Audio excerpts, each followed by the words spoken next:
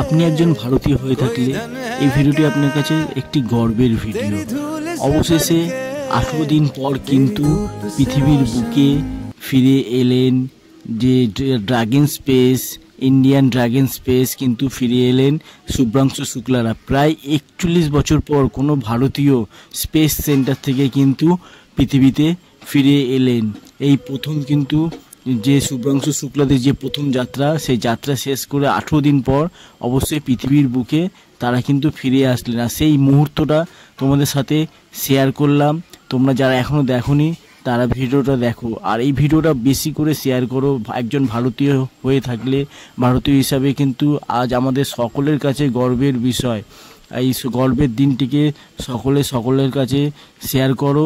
আর দেখতে পাচ্ছ স্পেস কিন্তু ড্রাগন স্পেস কিন্তু প্রশান্ত মহাসাগরের মাঝে কিন্তু আসতে পড়েছে এবং সেখান থেকে তাদেরকে উদ্ধার করে তাদেরকে রেস্কিউ করা হচ্ছে প্রশান্ত মহাসাগরের মাঝখানে, এবং তাদেরকে রেস্কিউ করে বেরিয়ে আনা হচ্ছে।